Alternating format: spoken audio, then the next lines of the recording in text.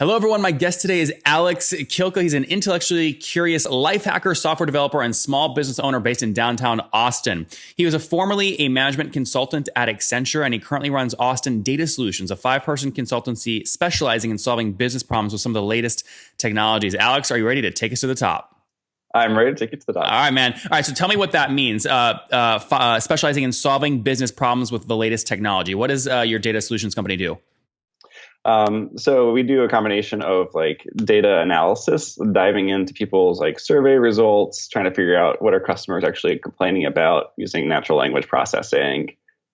We also do like optical image recognition, and we're working on some other technologies for like a coffee company specifically. They got some interesting logistics problems, and so we're trying to figure out, what's emerging out there, and what can we piece together to solve their solutions in a way that's like simpler and more scalable than what they've had in the past. And it is a consultancy. You're charging some fee per project, and you have a team of 5 that helps you execute. Exactly. Okay. And now, what got you into this? What were you doing before this? Well, I was originally in consulting, and then I left to work on a lifestyle project, which I think is what you want to talk about a little bit on this podcast. Tell me more about that. Sure. So, life as a consultant, right out of graduate school was not very fulfilling. It was a lot of work, a lot of travel, something I decided I didn't want to do full time or long term. But through that process, I met some interesting people. And one of the people I met told me this story. He was selling some Beats headphones that he had gotten as a gift. And he looked on Amazon, and they're going for maybe $300. He looked on eBay, they're going for like $250. And so he sold his pair on Amazon. And interestingly enough, he decided to just leave up that listing, and he kept selling more and more pairs. And you just go over to eBay and type in the address of whoever bought it from him and shipped it directly to them and started pocketing this difference. So just to be clear, he sold his Beats headphones for $300 on Amazon, but saw them selling for $250 on eBay. So he just left his Amazon listing up, and every time a new order came in for $300 on Amazon, he would just go buy one for $250 and put in the buyer's email or the shipping address from Amazon. Yeah, I mean, I don't remember the exact numbers, but that was the gist of it. That's funny. Which I thought, wow, this is, what an interesting idea. I didn't realize such arbitrage opportunities existed between these two marketplaces. So we kind of talked about it and thought, well, this could be an easy way to make some money. Let's find a way to write a script to identify these opportunities and then somehow automatically execute on them. People would argue that was just a unique thing with one Beats headphone. I mean, if someone's listening to this right now, could they this weekend go find one of these manually, like one of these arbitrage opportunities on some product and just start doing it? Well, I mean, I'm not sure how much of a needle in a haystack it was. I think he was lucky to find such a big discrepancy at that moment in time, and this was like 3-4 years ago. So perhaps the markets are a little more efficient since then. But I think there are still opportunities like that across the board if you know how to look for them, especially if you're able to programmatically look for them. I was going to say, so you're not doing anymore, which means I can hit you hard and get all the details since you shut it down. So what were some of the assumptions you built into your tech to help you comb programmatically and look for these arbitrage plays? Well, some of the assumptions, I think we assume that an item on eBay and an item on Amazon, if it's the same listing, it's going to be the same item. And wait, what do you mean by that?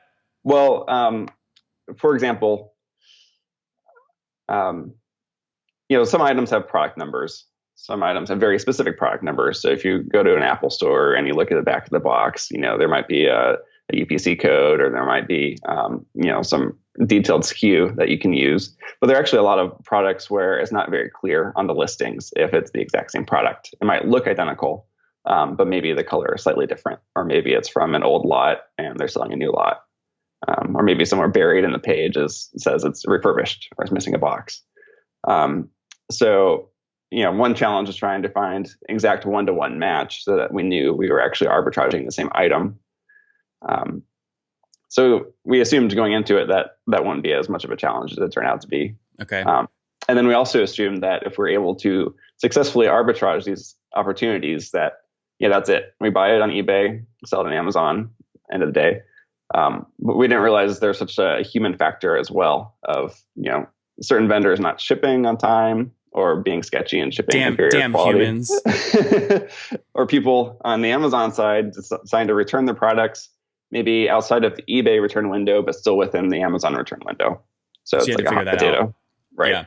So what that's helpful to understand kind of the challenges. Maybe that's why you shut that down. You're doing consulting now, but what did you tell your program to go look for every morning? Did you only look at electronics at a price point higher than $100? Like, what were some of those factors? Sure. So we started off in electronics because that's where the initial discovery was. And we set certain parameters, like we needed at least a $5 price difference to make it even worthwhile. And then we increased that over time. So, we need to look for a certain spread, certain product categories. And what we actually did is we scraped the top selling in different categories for Amazon. So we look at like the top 100 electronics overall, and then kind of dive into top 100, like computing products, top 100, music products, so forth, and just kind of crawl through the hierarchy. And then as soon as we found the best-selling products on Amazon, then we do lookups on eBay, and then pull in potential matches. And then we went through a whole process of screening them for fit. Manual humans? It was a combination of Mechanical Turk, yes. And also so a little bit of machine learning, where we can create a score of how similar the titles are and how similar the pictures are, and at least weed out the ones that are clearly not fits. Maybe it's like an accessory for that product on Amazon. Interesting. And did you do anything in your initial equation to determine if you set up a system to run this particular arbitrage on this particular item, how many times you could do that? Like how much inventory on both sides of that marketplace is there? Well, we certainly had to look at on the eBay side, are there quantity limits? Are there only like 10 of these products available? And that was also one challenge, is like, they're constantly selling on eBay as well. So how do you keep the inventory counts in sync across the marketplaces? And so we had to write a script that not only adjusted the quantities as they started to sell out on eBay, but also the prices might float in both marketplaces. And how do you adjust for that in as close to real time as you can? Okay, so tell me about the biggest kind of golden goose you found while you were doing this. What was the biggest? Your friend's thing, it was the Beats headphones. What was your product and what was the spread? Oh gosh, that's an easy answer. Power tools. Power tools. Power tools. Which one? Milwaukee Power Tools. Why? It's interesting.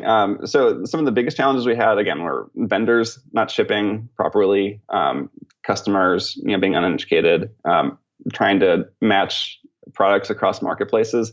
So with Power Tools, you've got great model numbers. It's very consistent. You have like dozens of very high quality sellers on eBay. You have customers who typically are more like the power buyers. It's not their first power tool they've ever owned, so they know what they're looking for. And for some reason, there's still a great arbitrage opportunity between the marketplaces. So name one that you found. It was selling for X price on Amazon and you got it for X price on eBay. A typical sale, it would sell for maybe $250 on Amazon, and we'd buy it for anywhere between $180 to $210 on eBay. So it was fairly decent margins, especially, the higher ticket items. You have to sell fewer of them, and that makes your customer service a little easier. So how many years did you run this kind of arbitrage company? 3 years. 3 years. Okay. So over 3 years, how many power tools did you sell? Oh gosh. Well, I don't have an exact figure for you on that. Definitely more than what? Definitely more than a million in sales, okay. Dollar sales. Okay. So we can just do a million divided by like $200 or something like that. Okay. Sure. What I'm really asking is, that wasn't like a one-time thing. That wasn't like you found it once, you did it once. No. Got it. Yeah. Just to be clear, volume wise, if you take a million divided by $200 a pop, that's like 5,000, power tools that you sold. That's high volume. Over time. And when we started off, we had multiple Amazon stores.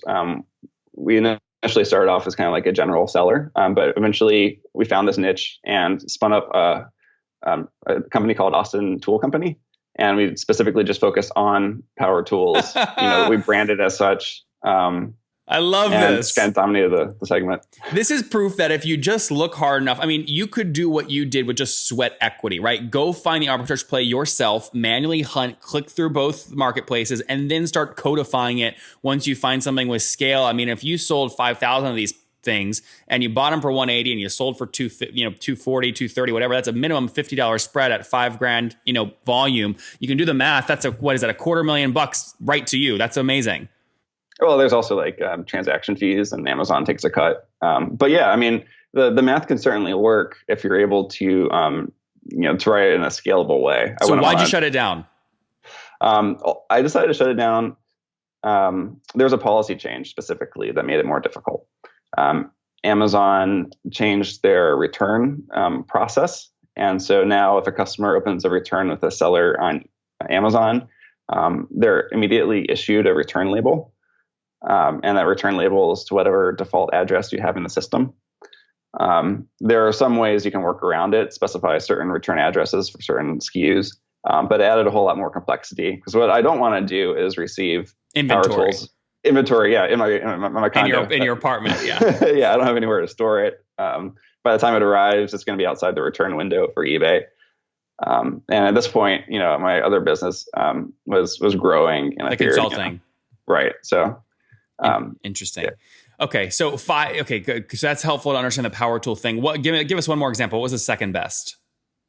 At one point we sold a lot of DVD players.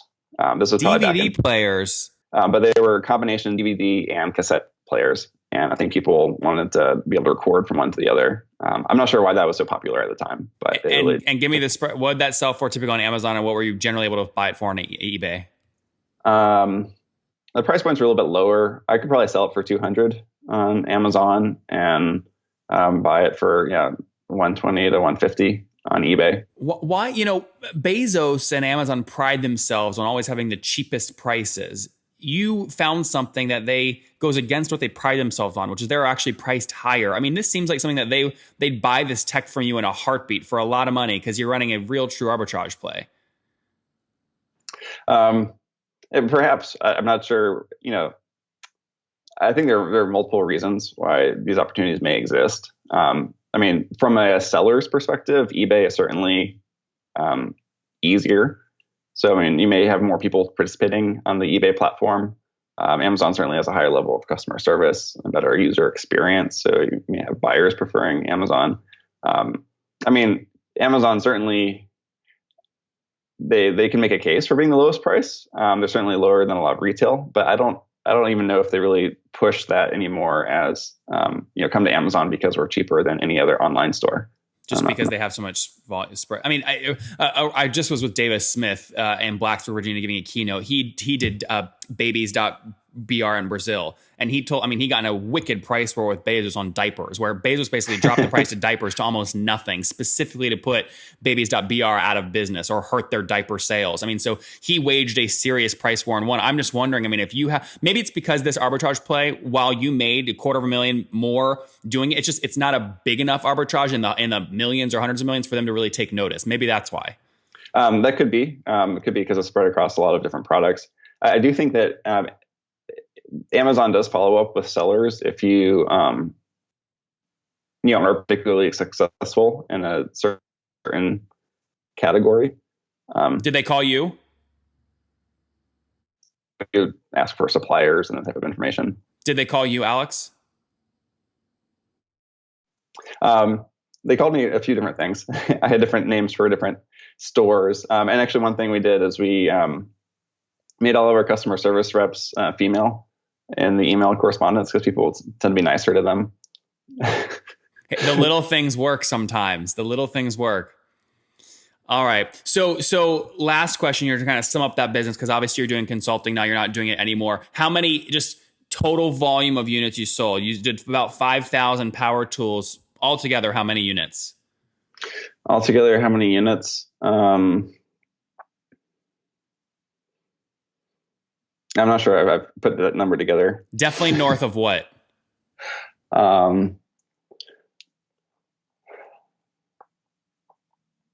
over the course of 3 years. It's been a while since I've taken a look at the numbers.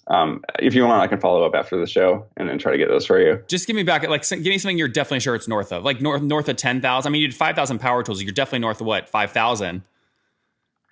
Yeah, certainly, it's definitely north of 5,000. Yeah, per month. I'm trying to think about that. I won't hold you to this, by the way. I'm just trying to get it back to the napkin math. I didn't really. Honestly, I didn't look at it very closely. Okay. What were you said you had you said you had a per month number you're trying to back into. What was that?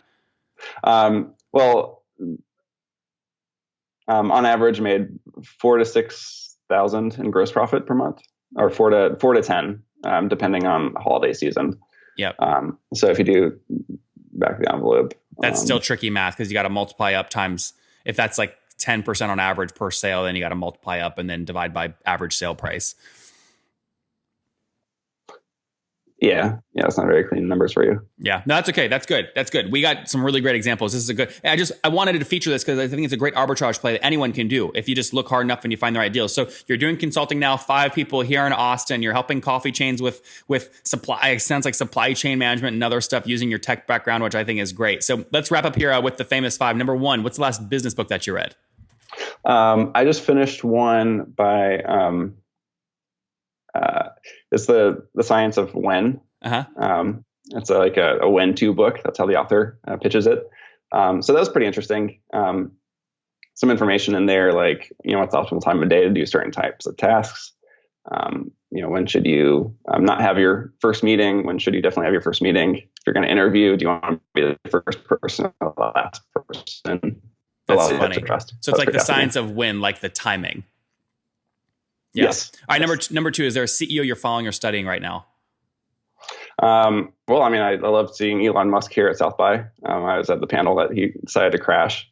So of course he's an inspirational figure. I'm sure you get that answer, hundreds of times. But inspiration guy. Number 3, as you're scaling the consulting company, what's your favorite online tool to use? Favorite online tool? We definitely use Asana quite a bit to keep track of tasks with the client. Number 4, Alex, how many hours of sleep do you get every night? I get 9 hours. That's awesome. And what's your situation? Married, single, you have kiddos?